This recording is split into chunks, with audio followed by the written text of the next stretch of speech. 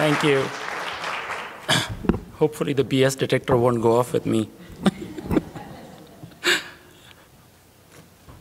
So I'm just happy to be here. I'm happy to find my way from the lobby to this room. You know, I think they use this facility, the US Marines use it. Like if you can find your way back, then you're good. If you don't, then you're sorry, you're out. Anyway, so we'll talk about complex regional pain syndrome. This is a pretty intense talk. Don't worry about remembering things. Don't worry about taking notes, stuff like that, because one of the things the RSDSA is doing is they're putting it out there. It's free for everyone on their website. And feel free to email me. I'll be happy to send you the slides. But I really need you to learn and understand. That's the important thing. As Jim said, we have to figure out what's the BS and what's not the BS. And honestly, there are no real good answers to this solution. But we just have to find out what's the safer solution and just go with that. All right, so just by introduction, I'm a pain medicine specialist, and I have a special interest in chronic complex pain conditions, and I'm also an assistant professor at the Brown Medical School. This is a standard disclosure. I have no commercial interest in this, and some of the stuff, in fact, most of the medicines I'll discuss are off-label, but again, it doesn't replace the advice from your physicians. Now, throughout my course, throughout this presentation, I'll talk about different things. And I've graded it. It's much easier to understand what is, well, this might be a BS detector. What is effective? What I would do if I had CRPS, or if someone I loved had CRPS. The yellow is worth trying. Is it safe to try it? It may help, may not help, but is it worth it? Red, I would definitely not. And the blue stuff is you can take a drink, snap a little bit. That's the nerdy stuff.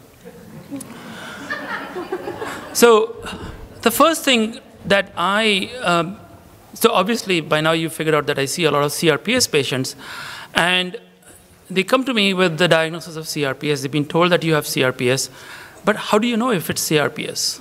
That's the important thing. You really have to know this. Oftentimes specialists will tell them, I'm not sure if, it's probably CRPS. I don't know, I don't treat it. I don't know what it is, it's probably CRPS. But if you don't treat CRPS, then how do you know it is CRPS? But the problem is it's a life-changing diagnosis. It changes everything. So it's not a diagnosis you want to give to someone easily. Look at some of the features. And that's my job today. I'm going to teach you how to be able to figure out, like, do I meet the criteria for CRPS? Or am I close to meeting the criteria for CRPS? The RSDSA's website has an enormous library of videos and literature and patient stories and all sorts of things. Definitely worth visiting it. You'll find a lot of information there. Although, so by definition, by official definition, CRPS does not have a known cause. The reason is that it's just that we haven't found the cause. I'm sure there is a cause. Some people have CRPS and some don't. Why do they have it? There's obviously something wrong. And once we can identify or even come close to identifying it, we might be able to make a difference. So how do you diagnose CRPS? So just to remind you, see that blue? It looks purple from here, but is that purple or blue? Purple, I'm sorry, on my computer it's blue. But anyway, that purple dot is just information stuff. So by definition, pain starts in one limb. I don't think that's true. It can start in anywhere. It can start in the spine. It can start in the abdomen, chest wall, pelvis, you name it. I've seen it. So it can happen. I mean, there are nerves everywhere. My arms and my legs don't have special nerves that my chest doesn't have. There's a temperature difference between two sides. It's a constant pain. This is really important to remember. It is a constant 24 hours, 7 days of pain with flare-ups. So there'll be a flare-up, and when the flare-up goes down, there is still a severe amount of pain there. The temperature difference is a little bit of it's a little difficult, because if you have it on the chest wall, which temperature difference are you looking? Where are you comparing it to? There's color difference, there's swelling which comes and goes, and then one of the key things is that the area of pain is much larger than the initial injury. So if I have CRPS in my left hand after, say, a carpal tunnel surgery, the initial pain would have been my wrist, but then eventually the whole arm hurts. So the area of pain is much larger. There are some differences in the early stages and in the chronic stages. In the early stages, temperature difference is much more obvious. You can see temperature, the official temperature difference should be 1 degree, more than 1 degree. That's the other thing I wanted to point out is, if you're being diagnosed by for CRPS by someone who's not actually checking the temperature, I don't think it's humanly possible to detect a 1 degree difference. I don't think so. But the temperature difference in the early stages is much higher. And you can see it's pretty obvious. It's as much as 7 degrees, you see a temperature difference. But as the condition becomes more chronic, the temperature difference is not as much. But it's still there. The color difference, same thing. It's more in the acute phase, not in the later stages. The swelling comes and goes. And one of the things I wanted to tell you was, don't worry about the swelling. When you have a swelling, there's no rhyme or reason to the swelling. When a swelling comes on, don't worry that this condition is getting worse. The swelling has nothing to do with the condition getting worse or better. So what do we see when we see a patient with CRPS? The pain is very uncomfortable to touch. Even light bedclothes, even light touch makes it worse. Nails grow differently. They grow faster. They're distorted. They're discolored. Hair growth becomes lighter, may become coarser, darker. The skin becomes thin and shiny, and that's only in the early stages. Later on, it may not. You can have skin lesions, and I'll show you pictures of all these. You can have skin lesions. They could be little pinpoint blisters, or they could be huge ones. And there's increased sweating. I don't see increased sweating as much, but we do see it quite often. Okay, so this is a color difference, and you can see it's pretty obvious. You can see that the color difference. It doesn't take much. It doesn't take a rocket scientist to guess which side the CRPS is on. This is what baffles me is, if you get, this is literally one of the pain conditions you can actually see. This is what's so baffling about it is. This is an example of abnormal hair growth. You can see how much the hair is growing over here. This boy has CRPS in his left knee. You can see swelling over here. You can see the marks from the socks. You can see the color change. You can see the swelling. Over here, you can see the nails. See how they become brittle? They're breaking off. They're distorted. Again, you can see swelling. And remember, swelling has nothing to do with the severity of the condition. Again, another example of swelling and color change. So it's so obvious. This condition is, you can see the color change. You can measure the temperature difference. You can see all these things. But there is no test. There is no test in this world that confirms or does not confirm CRPS. All these tests, X-rays, MRIs, the three-phase bone scan, all these blood tests, skin biopsies, EMGs, none of these confirm or not confirm CRPS. The only reason your doctor might want to do one of these tests is to make sure that you don't have something else going on. So the best diagnostic tool is to take a good history. The physician, your physician provider must take a really good history, get the details of what happened, how did it happen, what's going on, and a very thorough physical examination. The symptoms change over time. So sometimes they'll be, it also depends on the day you show up at the doctor's office. It may not, the color change may not be as obvious. The temperature change may not be as obvious, but it's there. One good thing you can do is take pictures, and take pictures of both sides, not just the right hand. Take both so they can compare it. So this is how you diagnose CRPS. It's not rocket science. It's really very straightforward. You look for the reasons, you look for these symptoms. Pain, severe pain that doesn't go down, color change, temperature change, you look at all these things. Now, one of the things that, is that my wine? I'll need some. They'll need some. So this is a concept I need you to understand called central sensitization, okay? It's a little nerdy stuff, but bear with me because it's really important for you to understand what's going on in your body in order to be able to treat it. Central sensitization, this is what it means. In one short sentence, this is what it means. The nervous system in our body has become so sensitized because of the constant barrage of pain signals. And I'll explain that a little bit more. So it becomes so sensitized, the nervous system becomes so sensitized that any normal touch, even a soft touch, the volume of that sound, the volume of that signal gets turned up so much that it now becomes a noisy, painful signal. How does that happen? What happens? So let's look at the anatomy of the spinal cord, the nervous system. So there's the brain, and there's the spinal cord. That's called the central nervous system. Okay? Normal injury, so I shouldn't say normal pain, but I couldn't find a word.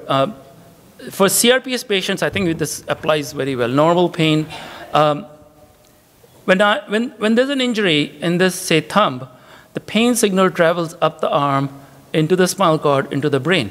And when it gets to the brain, it gets a meaning. It gets an emotional component, and ouch, that hurts. I pull the pin out, and I feel better. And the pain signal goes down. And everybody goes back to their own business. In CRPS, there is a constant barrage of pain signals traveling up, and then the brain is constantly sending down signals. So signals travel up, signals travel down, so there's a lot of traffic going on. What happens is that eventually the entire nervous system gets sensitized. The brain and the spinal cord get sensitized. And this is what is called central sensitization. So what happened is that even though the pain originated here, now you can feel it everywhere else. If I were to do something here, even if it's not a very painful stimulus, it would feel painful. So sometimes people, even normal sounds make their pain worse. So that's what's called central sensitization. Normal sounds may trigger pain. Normal lights can trigger pain. Even the slightest change in weather, the barometric pressure can trigger pain. Why am I talking about central sensitization? Because this is what we need to understand. Where is the problem? The problem is in the nervous system. I'm sorry this picture looks so busy and yucky, but I'm going to break it down. So this is the brain, this is the spinal cord, and the problem is in the brain and the spinal cord. It's not in the arm anymore. It's not there. So anything that I do to this arm is not going to help this pain, because that injury that I had initially in this arm has healed. Years ago, months ago, it healed. What's left is the central sensitization. So anything that I need to treat should be at the brain and the spinal cord level. And that's where the focus has been. Of most of the research that's going on in pain medicine and in CRPS is the focus is on this, is looking at the brain and the spinal cord. So this, I gave you the big picture, what happens. So why do people have pain in CRPS? And it's called central sensitization. There are two things that happen in central sensitization. One, there are certain cells in the nervous system called the glial cells. These glial cells get activated, okay? Now, we don't, up till recently, we didn't know what glial cells do, but now we know. So the first thing that happens is glial cells get activated. The second thing is that there are certain receptors, certain keys that get activated, and they're called the NMDA receptors. I'll get into all that in a few minutes. Let's talk about the glial cells for a minute. Why am I talking about the glial cells? I'm trying to explain to you the mechanism behind the central sensitization, behind why the nervous system gets so sensitized.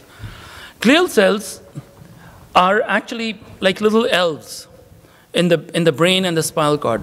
This is the nerve cell. This is the brain nerve cell, okay? And these are the little elves. They're different types of glial cells, and their job is to clean up this area and take care of this nerve cell. That's their job. They are part of the immune system, so that's what they do is under normal circumstances. And they're actually 70%, they make up 70% of the brain and the spinal cord.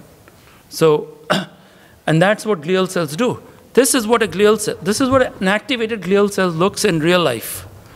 This is an activated glial cell. They light up. So let me explain that to you in my doodling artwork. As you can see, I have a lot of time on my hands. So this is very simple. This is the nerve, and those are the glial cells. They're packed around the nerve cells. Now, in CRPS, what happens is that these glial cells get activated. Okay, so they get really pissed off. They get angry. When they get angry, this is what they do. They release a bunch of chemicals. These chemicals, there are all sorts of chemicals, mostly called cytokines. They cause the nerve cells to get inflamed. So the problem is where? The problem is with these glial cells. It's not the nerve. Anything that I do to help this nerve is not going to take away these angry, activated glial cells. And this is where, you know how there's a lot of talk about CRPS being an autoimmune condition, and this is the only link we found that where there's a link between the immune system, inflammation, and pain, and the glial cells. So the problem is with these guys, the glial cells, not with the nerves itself. Spreading. In long-standing cases of CRPS, it can spread to other parts of the body. The key word here is long-standing. So please don't worry if supposing you have CRPS of the right leg, and all of a sudden your left knee starts to hurt. It could be from many other reasons. It could be just that you're putting a lot more weight on the left knee. So just don't worry about it. But it takes a while. It takes a long time. And it doesn't spread in everyone. And this is because of the central sensitization. Remember how I showed you that picture where all the nerves are activated? So treating the inflammation is so the bottom line is we need to treat the inflammation that's going on in the nervous system. That's where we need to fix this problem. Treating just the nerves is not going to help. And that is why nerve blocks don't work as well. It's because we are just treating the nerves. They work only temporarily. Then there's the whole controversy of the spinal cord stimulators and electrical stimulation. The reason is we are working on the nerves. You're focusing on something that was the old thinking, that it was the nerves that were the problem. The problem is not the nerves. The problem is the glial cells. So how do you manage CRPS? Basic guidelines: start treatment almost immediately. And here's the problem. According to the guidelines, you cannot diagnose someone before 6 months. So it's a catch-22. Now, if you cannot, and according to the workers' compensation laws, you have to have CRPS for 1 year to be diagnosed to have CRPS. So I don't know. I don't make these. But the key thing is whether you meet the, I mean, it's whatever the rules are, whatever the laws are. If it's CRPS, if you suspect CRPS, get on the track right away.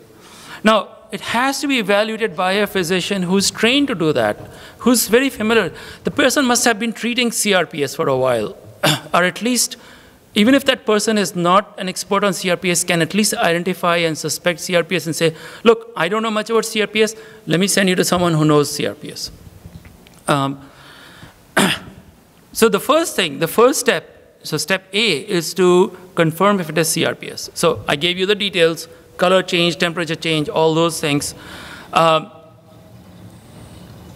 criteria for diagnosis of CRPS is very, very specific. There has to be a temperature difference. And you can look it up. It's called the Budapest criteria. I didn't put it on the slides, but it's called the Budapest criteria. It's online everywhere. You have to meet 1, 2, 3, 4 steps. Then the next step is to identify whether it's CRPS 1 or CRPS 2, because that's a game changer. There are 2 types of CRPS. Actually, there are 3 types, but we'll talk about the 2 types. In CRPS 1, which is most which is what is diagnosed most commonly, we don't know which nerve is damaged. We're not sure. In CRPS2, we know the specific nerve that is damaged. Believe it or not, when CRPS was first discovered by Dr. Mitchell back during the First World War, he actually diagnosed CRPS2. So that was the earliest incidence of CRPS that was diagnosed, and it was CRPS2. The thing about CRPS2 is because we know exactly which nerve is being damaged, maybe if we do something to help that nerve, we might fix the CRPS. There's a third kind, which is called CRPS-NOS, not otherwise specified. It's not commonly used. This is more in patients who've had CRPS or had CRPS at one time, but they still have some of those lingering effects from CRPS. It's not used mostly because I don't think insurance companies recognize it, but if you look in the medical literature, it's there. It doesn't make a difference. The diagnosis, the treatment is still the same. So the possible causes of CRPS1, the big one is unknown. Why do people have CRPS? Is it an autoimmune dysfunction? Is it from the gastrointestinal system? Is our GI tract doing something about it? CRPS2, most of the symptoms in CRPS2 are the same as in CRPS1. But there is a major nerve that is damaged, and we can identify that nerve. So oftentimes, a careful history and examination a doctor might be able to identify the two. And they can say, all right, this is CRPS2. Some of the examples, and I'll talk about some of the examples of CRPS2. In the arm, you can have thoracic outlet syndrome, ulnar nerve entrapment. In the leg, it can be from common peroneal neuralgia. It can be anywhere else in the body from scarring of a nerve injury. In patients with Ehlers-Danlos syndrome, which is what we see a lot in children, there's diffuse inflammation on the nerves from their joints move a lot. And so when their joints move a lot, their nerves get entrapped. So this is an example of CRPS type 2. Classically, so this one patient has pain in the arm. It looks like CRPS in the arm, the whole 9 yards, color change, temperature change. But what really happens is that this is a picture. This is the clavicle. This is the collarbone. This is the first rib. The nerves come out from the neck, and they go between the first rib and the collarbone. They travel down the arm. And what if, for any reason, this nerve gets pinched over here because either there's something wrong with the first rib, something wrong with the collarbone, or this muscle is just way too tight and it's squeezing the nerve. And it's oftentimes you can identify it. So this would be a classical patient presenting with CRPS. So the arm may get diagnosed with CRPS1, but it can turn out to be a CRPS2 because if they have a nerve impingement there. I'm just giving an example. It doesn't have to be in everyone. I just threw in some treatment for there. Besides the usual treatment for CRPS, they can do physical therapy, but it has to be directed towards thoracic outlet syndrome. Some centers will do Botox injections, kinesiotaping, and if all else fails, surgical correction. So this is an example of CRPS2 in the leg. This is the knee joint. And so the knee joint, this is the bone below the knee joint. It's called the tibia. There's another bone next to it called the fibula. And the nerve, what it does is it winds around. It's called the peroneal nerve. It winds around this neck of the fibula, around this fibula, and it goes to the front. And oftentimes, an injury of the fibula, oftentimes the joint moving out of place causes the nerve to get impinged, and it causes inflammation of that nerve. And a patient like this would present with symptoms of CRPS to their leg. So again, it's really important to differentiate between CRPS1 and CRPS2, because this patient, if this patient presents with symptoms of CRPS and it gets diagnosed as CRPS1, then we're on the wrong track. That patient may find a cure if we can go ahead and fix this problem over here. Okay, so that was on CRPS. So it's really important to so the first step is to identify whether you have CRPS or not. The second step is it CRPS 1 or is it CRPS 2? This is a complication of CRPS. I'm going to touch on a couple of complications briefly. This is called dysautonomia, also commonly known as POTS. What is POTS? Patients with POTS present with dizziness, especially when they stand up. They have heart racing, they have severe fatigue, headaches, cold hands and feet, and they have brain fog. But the key one here is dizziness and heart racing. How do you check it? You can check it at home. Lie down for 5 minutes, check your blood pressure and pulse. Then stand up and check your blood pressure and pulse again. And then keep standing for 10 minutes and check your blood pressure and pulse again. And this, if you have any of these, then you pretty much suspect having dysautonomia or POTS. So if the heart rate goes up by 30 beats when you stand, then, but the blood pressure remains the same or almost the same, or if your heart rate just goes up to 120 the minute you stand, and then you have symptoms of dizziness, these are all symptoms of POTS. Now, it's really important to treat that because that adds to the disability of pain. How do you treat it? The best thing to see is a cardiologist. It's not a heart condition, but the best thing is to see a cardiologist. Increase oral salts, increase oral fluids like Gatorade. There are some drugs like myrodrine, propranolol, Mastinon, lots of things that can be done. And that's a whole different topic to talk about. The other condition that we're seeing now more commonly in patients with CRPS is something called mast cell activation syndrome. Again, it is not diagnostic, but it's a complication. Patients often present with rashes, they're hives, they have itchy, they have fatigue, they get really bad fatigue, muscle pain, bone pain, belly pain, bladder pain. They have flushing after a hot shower. It almost feels like they have some sort of a flu. What are mast cells? These are normal cells found in the blood. They contain a bunch of chemicals called histamine, cytokines. They're involved in allergy, wound healing. The most important ones to remember are cytokines. These cause pain. Histamine is the one that causes a classic allergy reaction. So redness, itchiness, unexplained itchiness, belly pain. This is what it looks like, especially after a hot shower. How do you manage it? Antihistamines, any standard cold medicine is fine. Ranitidine or famotidine, again, you can get them over the counter. Cromolyn is a good drug, singular, and a low histamine diet. There are lots of other treatments. I can go into those, but I'm just giving you a starter, something to think about. Whatever it is, when you do treatment for complex conditions, or especially complex pain conditions, start low, go slow. Always start low. That way you are more familiar with what's happening with the treatment. Again, I just want to remind you those dots. So this, I gave it a yellow dot because it's worth trying. And I'm sure everybody's tried these drugs by now, gabapentin, pregabalin, milnacipran, amitriptyline, nortriptyline. These are the first-line drugs we start for your nerve pain. If it helps, great. But if it gives you makes some difference, then that's fine. I don't really recommend duloxetine. These don't really help, and they may actually cause some harm. Tylenol is fine, but NSAIDs like ibuprofen, steroids, some people do try steroids. It may be okay to try it for a flare-up once in a while, but not on a regular basis. They're not very helpful, but can be helpful when taken with other drugs.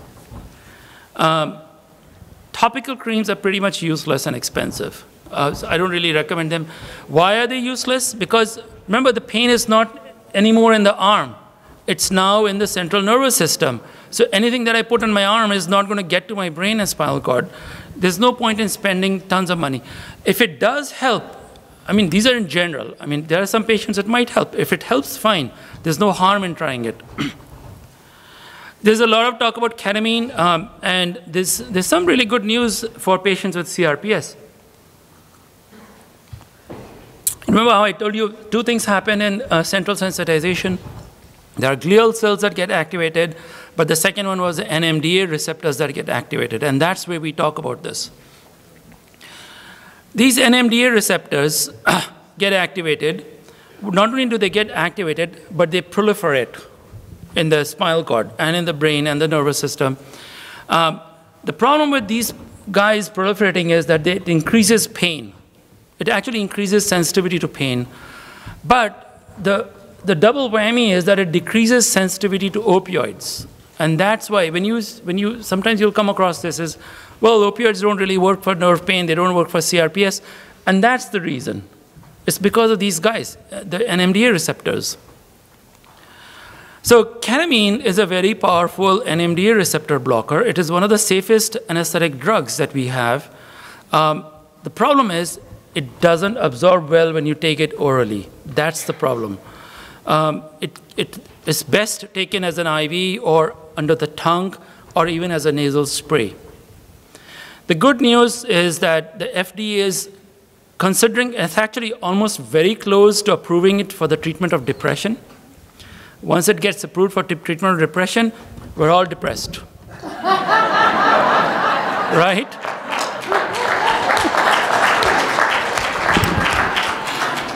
I'm sorry. We are, I mean, okay. So if it helps, it just happens to help my CRPS on the site, then that's great, but it does. So, and I believe the last I checked, the FDA was very close to approving it for treatment of depression. The psychiatrists are very excited about it, and that's always very good news. So in that case, what will happen is more and more centers will offer, and more hospitals will now offer it. And on the other hand, even before it gets approved, there are a lot more centers that are now offering IV ketamine infusion because they're treating both depression and CRPS.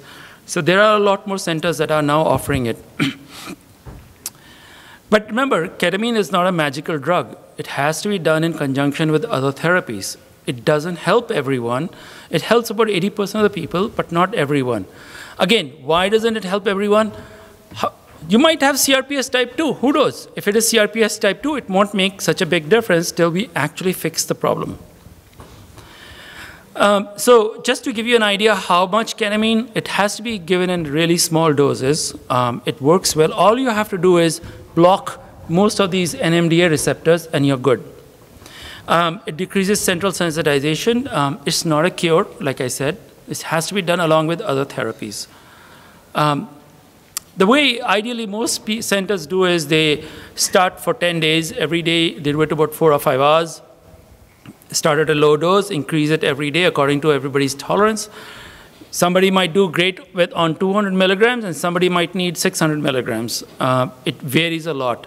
But the key thing is that it should be done under full standard monitoring, which means must have the EKG leads, the blood pressure, the pulse ox, everything on. And there should be a qualified person present all the time because it is eventually an anesthetic drug. Boosters, this is where some of the centers are, some of the major hospitals are lacking is the boosters. They think that one set of ketamine is enough, you don't need boosters. But I really think boosters are an important part of the treatment protocol. What happens is after the initial effect of the ketamine is done, the glial cells start to get activated again. And so before they get all the way activated, time to kill them again. And so it's worth doing the boosters. Boosters can vary anywhere from once a year, once in 6 months, to once in every 8 weeks, 4 weeks. Even there's one patient I have every 2 weeks. But in general, it's about 4 to 8 weeks. The side effects, there's a lot of stuff about, and I think a lot of it is not right, is the side effects of ketamine. Remember, they are temporary. They're not permanent. None of them are permanent. So if you have some nausea, if you have some crazy dreams for some time, hey, it's just a bad movie. But it's a bad movie and you throw up. That's it. But it gets you back functioning. It gets you back to your life. I don't mind watching a scary movie for some time if it's going to help my pain. So these are all temporary. I mean, we've treated patients. I have a neuroscientist. I have a CPA, they're all working. I have people who have gone back to work, and I see no difference, no long-term effects from cognitive effects from ketamine. So I don't know where all this literature is coming from, but I haven't seen it. And I'm here to just tell you about my experiences. I haven't seen any of this. Oral ketamine, don't even bother. It's a very unpredictable. You need to take much higher of it amounts, and it's very unpredictable. The reason I put this slide in there is because oftentimes people get prescribed oral ketamine, and then they have a side effect, and they say, oh, it's not for me. That's not the way to do it. Opioids have very little role in CRPS, but there is a role. It's not that they shouldn't be, because people with CRPS not only have nerve pain, but they also have structural pain. They have pain from their muscles, bones, joints, and it's definitely worth being on it. You have to find the right balance between how much to take and how much not to take. And as Terry talked about all the stuff that's going on with opioids, it's a bad situation right now. But in general with CRPS, one of the problems with being on opioids, I just want to stress is, if you are going to be on an opioid, stay at a lower dose. Higher doses actually causes these glial cells to get all angry and upset. This is a favorite drug of mine, low-dose naltrexone, also known as LDN. It's a kind of a weird drug. It was approved about 30 years ago for the treatment of addiction to alcohol and heroin. But when taken in a small dose, and hence the name low dose, it suppresses glial cell activation. So far, this is one of the few drugs that we have in the United States that actually suppresses glial cell activation. There's very little research on it because for various reasons, there's very little research on it because there's really no money in it. But it decreases glial cell activation. This is just for the science part of it, but I just want you to look at these three things. Increases the endorphins. Endorphins are very powerful chemicals produced by our own body to kill pain. So why not use that? It helps repair tissue and healing, and it decreases glial cell activation. These are the key things to remember over here. This drug is very cheap. It's cheaper than Tylenol. The dose can be anywhere from 1.7 to 4.5 milligrams.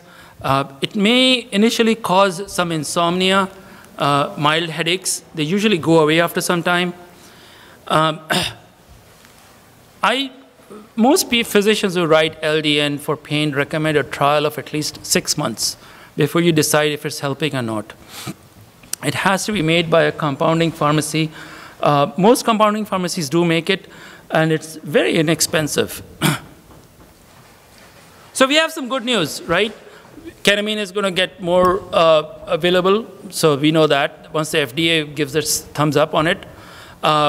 So there's some good news from the backlash that we are getting on opioid abuse is the FDA is going to say, all right, ketamine is not an addicting drug. Let's try that for treatment of pain. This was a paper that we wrote a few years ago. It was just a case report on using LDN for CRPS. If you want more information, this is a great website to go to, ldnresearchtrust.org. There's an excellent conference coming up in September in Portland, and you'll get more. You don't have to go to Portland. You can sign up online. They have lots of information on pain and different conditions. This is something that I've really been interested in, sensory deprivation therapy. You know how the body is now, in CRPS, the body is really sensitive to any input. So the idea is that if I can decrease any sensory input into my brain and nervous system, I might be able to suppress some of this central sensitization. So they have what are these tanks filled with water, and they have Epsom salt in it. They put in a ton of Epsom salt in it so that you don't sink, you float on top. And there's no light, there's no sound. And so they cut off any external stimulation, which helps bring the central sensitization down. I don't know if there are any centers around this area, but there's lots of them coming up. There are, yeah. So there are lots of centers that are coming up. It's worth a try. Again, I put it as a yellow because I don't have specific information on how whether it's bad or, but all I can tell you is worth trying it. The worst case is you'll be floating on some water for an hour. Best case scenario, it might help. This is what it looks like. They don't shut the lid. I just want to warn you, they don't shut the lid. So this is the tank. I freaked out when I saw that. I said, oh, there's no way I'm getting in that.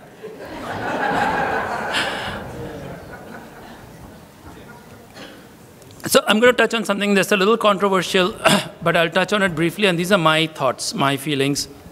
Spinal cord stimulators, I gave it a red. I don't like them. I don't think they make a big help. They're very helpful. The problem is I would have given it a yellow if there was no risk to trying it, but unfortunately there is a risk to trying it. And I've looked, and I keep looking at the literature, hoping that there would be some very unbiased literature to tell me that this is a good way to go.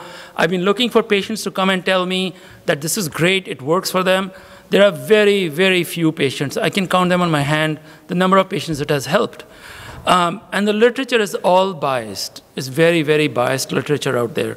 These are written by people who, let's not get into that. But it is so there is some, but will it help somebody or not? I don't know. I don't implant them because I don't recommend them. This is what it looks like. There's a small lead that's put in there through a needle. They put it up there. They reposition it. There's a little generator that comes in there, and then you can control it. The technology has improved a lot in the last few years. So it's not the same spinal cord stimulators that were there 10, 15 years ago. Desensitization. Anytime you go to a physical therapist, the minute you say the word CRPS, the first thing they do is put your hand in a bucket of rice or paraffin or something like that. I'm very against that. I'm really very against that. One, because I want to decrease my stimulation. I don't want things to get my central nervous system all revved up and to decrease my central sensitization.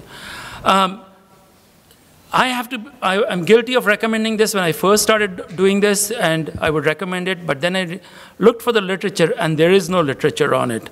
I think it came from the theory that, you know how when people have phobias, like if you have a phobia to spider, and then they have you sit in a room full of spiders? Do they do that? I don't know. But anyway, I mean, so if you have a fear of heights, they just push you off the plane or something. Anyway, so I think it came from there. I have a phobia to touch anything because it hurts. Well, that's not a phobia. That you really have pain. I don't want to touch anything, or I don't want anyone to touch my arm is because I have pain to touch. It's not a phobia. So I don't recommend it, and I think it can make central sensitization worse, and it is harmful for CRPS.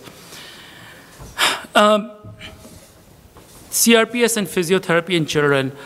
One of the problems that we are seeing now is that hospitals don't believe in managing pain in children.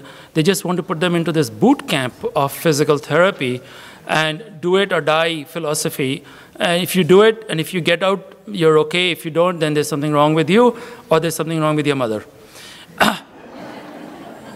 It has led to severe long-term psychological trauma because now I'm seeing these kids who have grown up and they're literally, I don't want to use the word post-traumatic stress, but they really do have a lot of stress when they think about all these things. Unfortunately, the same standards don't apply to adults. I don't think anybody would have the guts to tell me to do boot camp physical therapy if I have CRPS in the leg. But it applies to children for some reason. Physical therapy modalities, moving the limb as much as possible is really, really, really very important. So even if you don't go into physical therapy, even if every day, the important thing is it has to be done every day. So when you're home, move your arm, move your limb. Even if it hurts, move it. It does not have to be brutal. It doesn't have to be hard and difficult. Pace yourself to it. And the philosophy of no pain, no gain does not apply over here. That's only for athletes, not for us. We have CRPS. We don't go into that no pain, no gain. So, but again, it will hurt when you do some exercise. It will hurt when you move your arm. But just do it till the point it hurts somewhat, and then it drops down back again. But it's really important to keep those muscles moving. Mental health, CRPS is not a psychiatric condition. We know that. It's in the guidelines. So it's not just me saying that. It's definitely not in your head. If you meet a provider, if you meet a physician that's the first thing they tell you, I would recommend not going there. I may come off as being very blunt, but this is what you're here for this. You need to know the hard facts. If I have CRPS and the first doctor I go to see and tells me that, well, you should go see the psychiatrist next door, I'm not going back.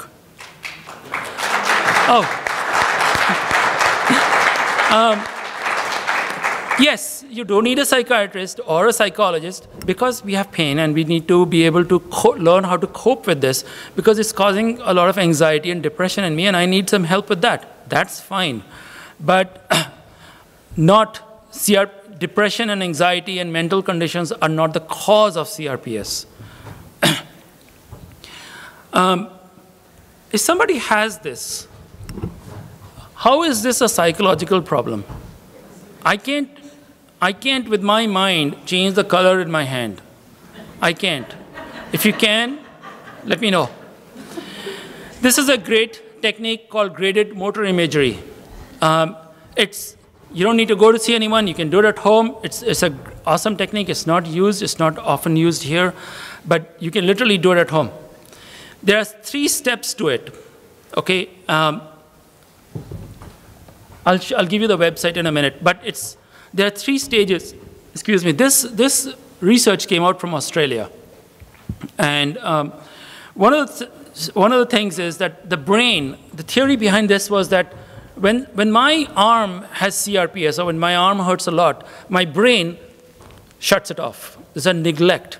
So my brain shuts it off and it doesn't want to, it's a protective mechanism and it shuts it off and so my arm becomes pretty useless.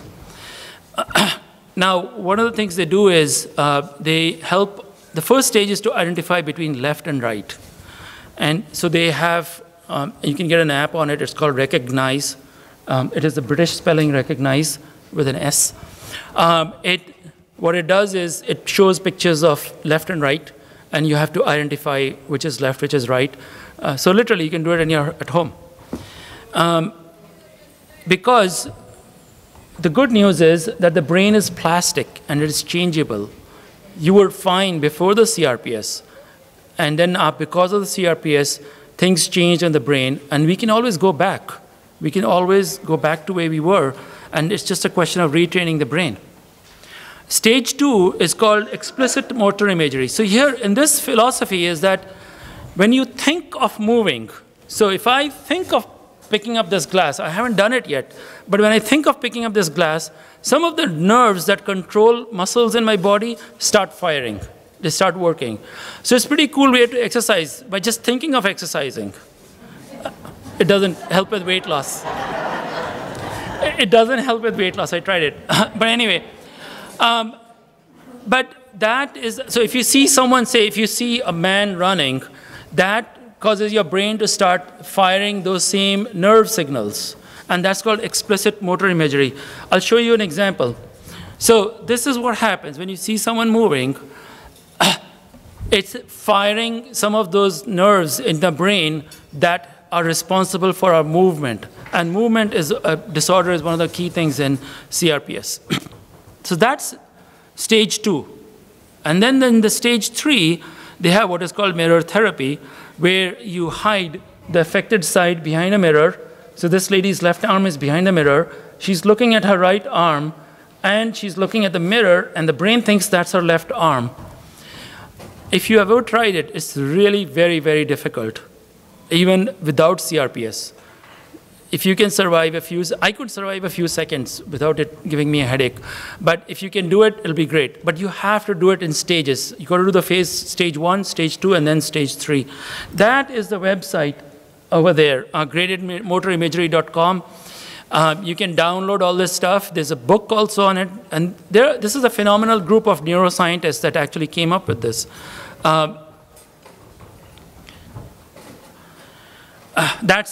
Those are the 3 stages over there, gradedmotorimagery.com. So let's talk about the second brain, the gastrointestinal system. So the brain, so we have what is called a second brain. That's the GI system. There are so many nerve cells that it's pretty much, called the second brain. There are literally millions of bacteria that live in our intestines. These bacteria are our friends. They help with nutrient breakdown, absorption. They remove toxins, maintain the functional immune system. They are in direct contact with nerves. Hence, it's known as the second brain. In fact, if you go on, I believe, Netflix or Amazon, there's a very nice documentary called The Second Brain, and you can see it there. Really explains very well what's the research going on this. Now, one of the things is that it's not the number of bacteria, but also the diversity of the bacteria. And we have been able to show that in CRPS, there's a decrease in the diversity, the type of bacteria in our body. What happens is because of this, there's GI inflammation. The lining of the intestine gets inflamed. That allows more of the cytokines. Remember the guys who cause pain? And then it causes this receptor activity is increased, and that's where LDN works. We have Dr. Weinstock with us today. He's actually written a paper on this, and he has a booth out there if you can meet him. This is what it looks. This is a kind of a weird picture, but this is what you need to look at. This is where, this is the path through which it affects our GI system. The GI system affects our pain. So these nerves are directly stimulated by the bacteria to develop an immune system and release of cytokines. Overgrowth of bacteria, there's something called SIBO, or small intestine bacterial overgrowth. It's a very long discussion. I can't go through it right now. But SIBO can cause a lot of these issues with pain. Now, the test for SIBO is very easy. In fact, you can do it at home. There's a breath test. And I think Dr. Weinstock can talk more about that to you during a break. This was a paper that actually Dr. Weinstock and myself, we authored it together, where we looked at SIBO, or small intestinal bacterial overgrowth, sleep apnea, and the use of LDN in treating somebody with CRPS. Bisphosphonates. This is the other cool drug that we've all been holding our breath for. Bisphosphonates are drugs that help bone development. So there are osteoblasts and osteoclasts, and bisphosphonates are drugs that are used to treat osteoporosis. The thing about bisphosphonates is that they decrease cells that cause inflammation and pain, and these acronyms are for that: TNF alpha, interleukin 1, and interleukin 6. And for some reason, over the years, we've seen that when you use these drugs that are used for treating osteoporosis can help CRPS. We're not exactly sure how, but these are the theories. The drugs that are currently available in the United States are clodronate, alendronate, and pamidronate. Almost, if you can talk to your rheumatologist and they can give it a try, that'll be great. It used to be recommended in long-standing cases, but CRPS is a long-standing case. The drug that's under research right now is neridronate. It's very similar to alendronate, which is Fosamax, and pamidronate, which is Aridia, available in the United States.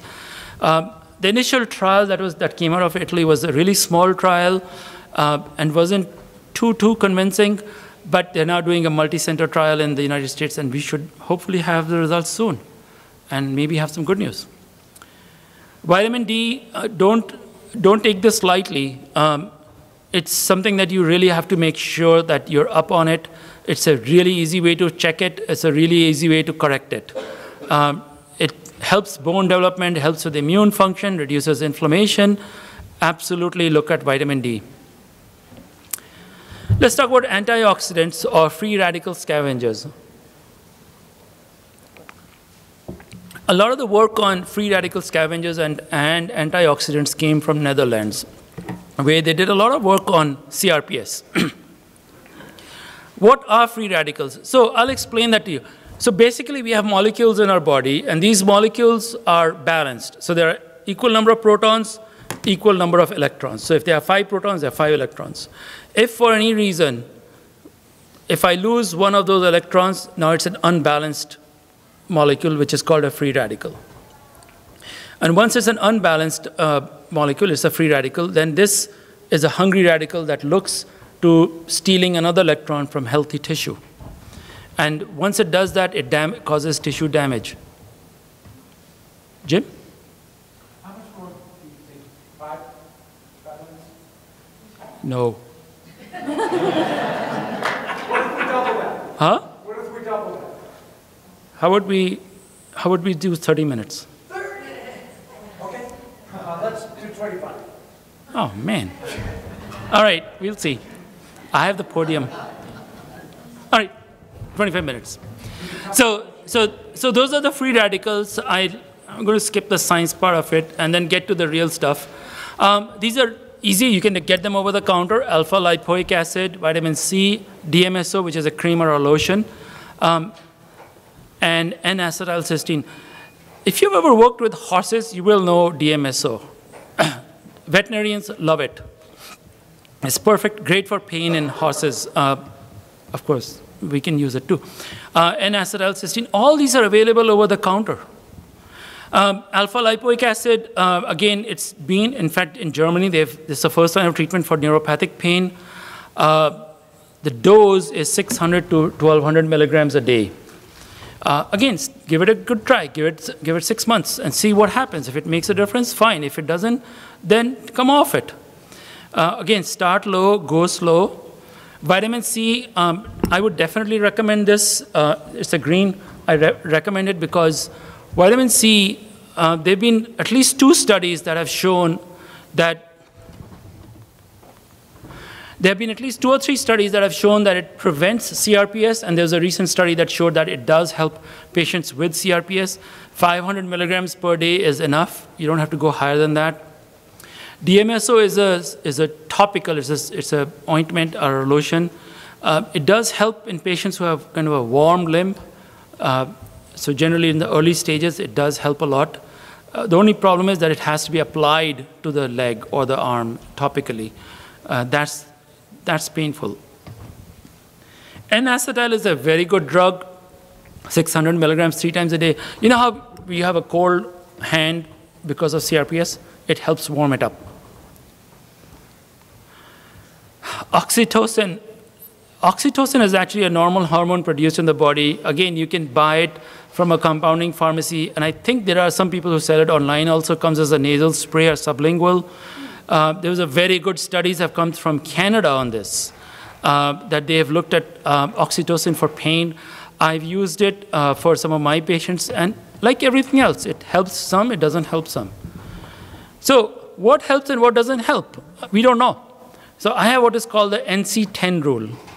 The NC10 rule means that if you can get 5 things, and if you get 10% relief from each one of them, so 10 from one, 10 from, say, graded motor imagery, 10%, alpha lipoic acid, 10%, LDN, 10%, whatever. So finally, you have 5 things, and you have 50% relief. And that's what we are looking for.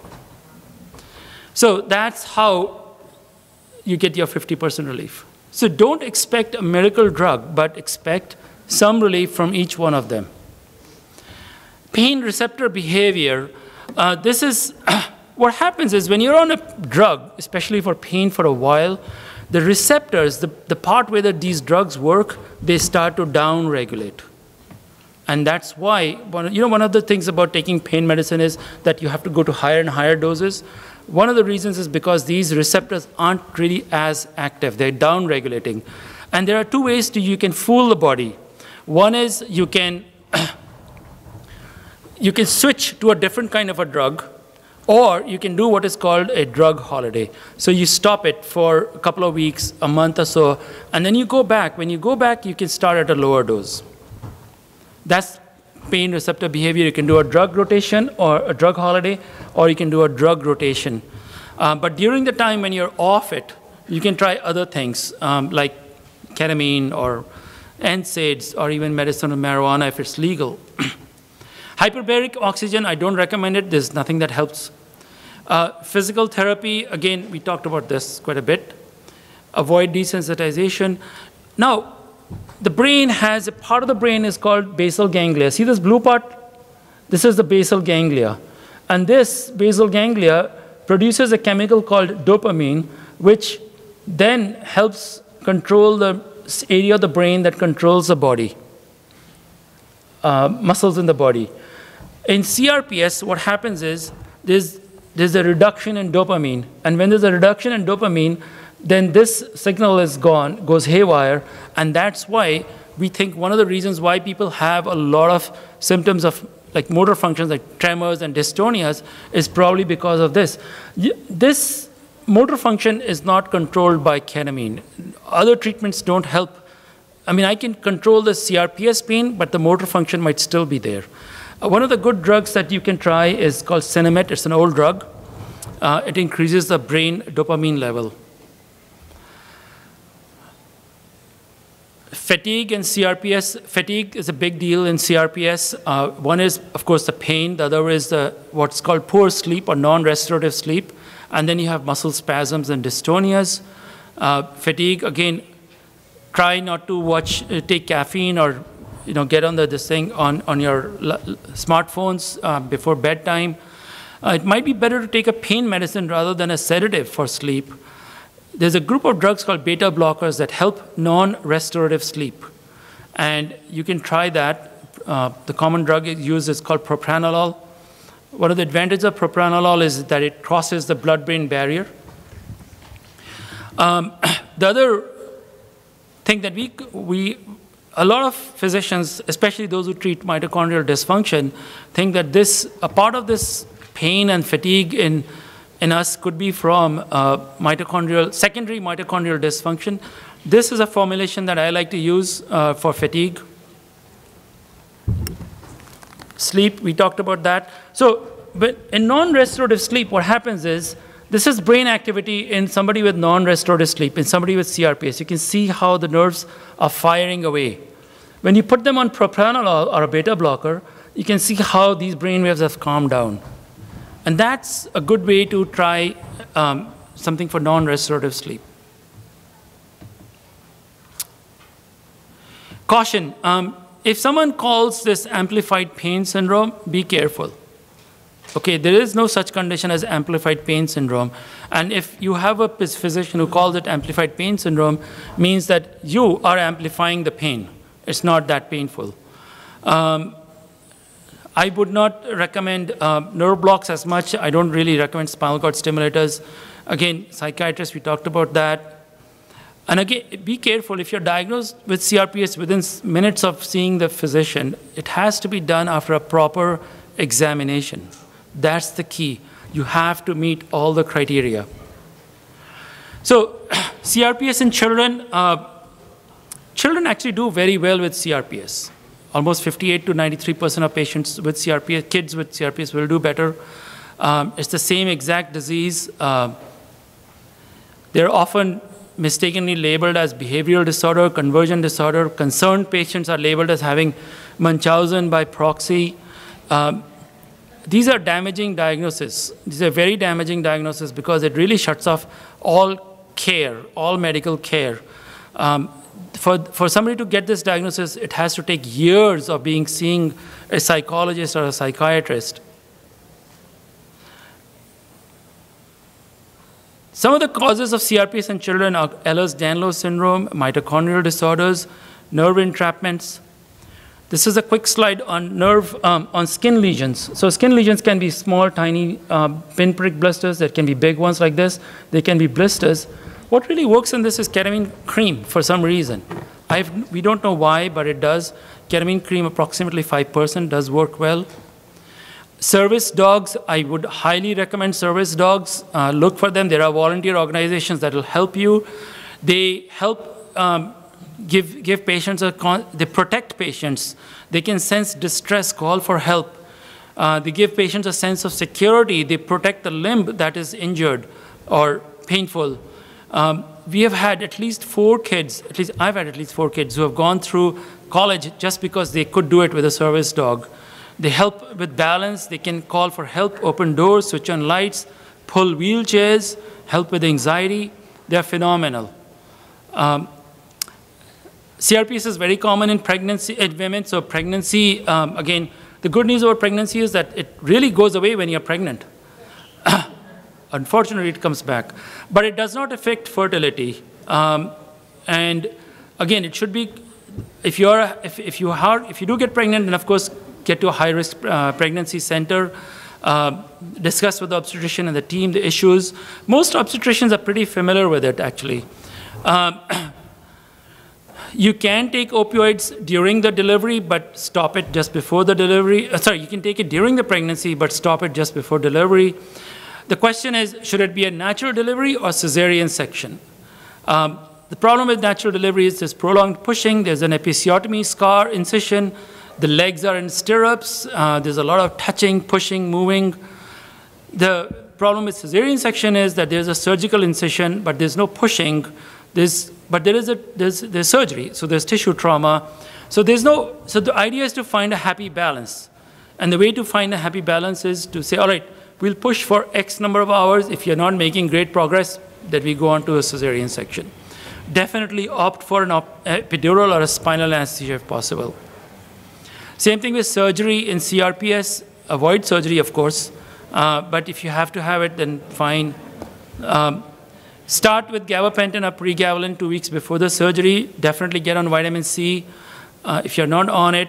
Ask for IV ketamine during the surgery and after. And have somebody who's really good at putting IVs, because one of the things about CRPS is the veins get really brittle. Ask for an epidural or spinal anesthesia if it's a lower body surgery.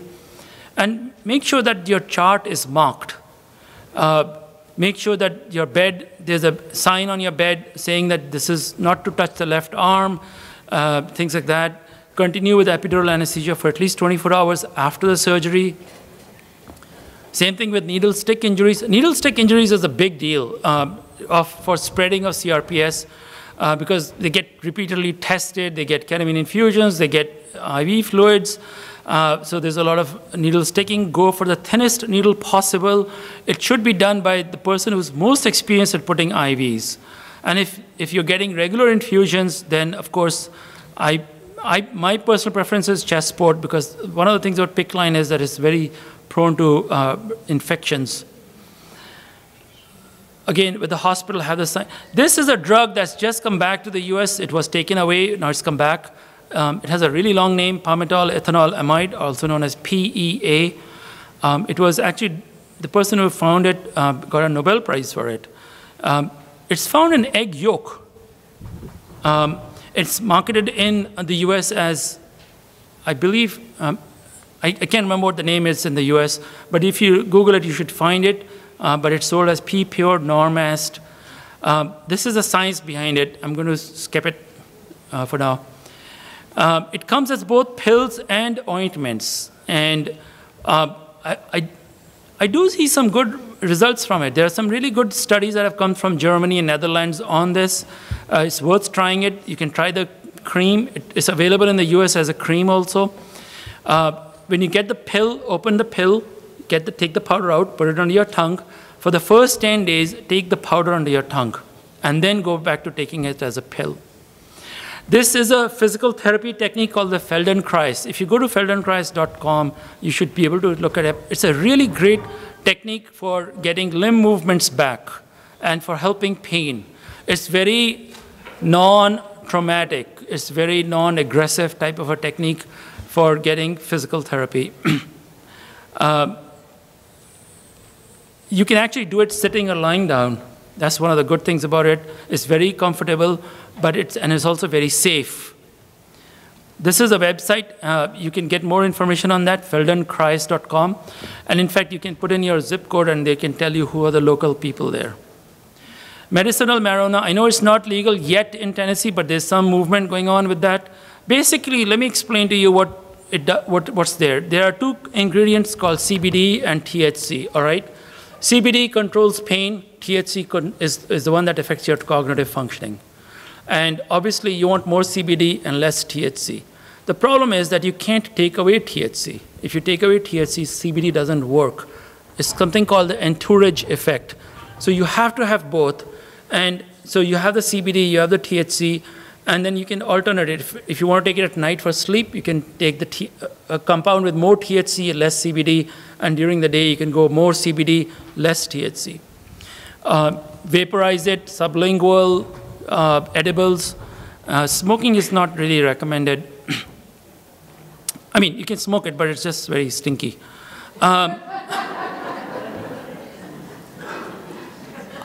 This is my last, and I just want to give you, before I finish up, do not give up hope. That's really, really, really, really important. Do not give up hope. We've seen results. People have seen results around the world, around the country. It's amazing. So keep looking for solutions. Keep looking for answers. The fact that you're here is amazing. I mean, the fact that you walked up from the lobby itself is amazing. But the fact that you've come here to learn more and understand more is amazing, because you're looking for answers. Don't give up hope. There is hope. There are people who are getting better.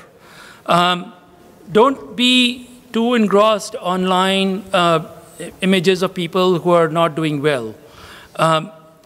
Like all conditions, we don't have a cure, but we can manage it. We can't cure diabetes. We can't cure hypertension, but we manage it. If I don't take my blood pressure medicine, my blood pressure will shoot up. So this patient actually asked me, she gave me permission, she requested that I put it up. This is 2013. This is a young girl, I think she was in her 20s when I saw her.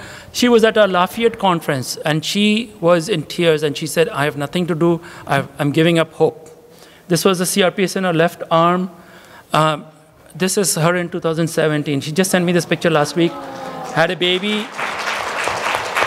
The amazing part about this is that she's holding the baby in her left arm, resting it on her left arm. Now, what I'm trying to say is this brings us back to the hope. She had no hope in 2013.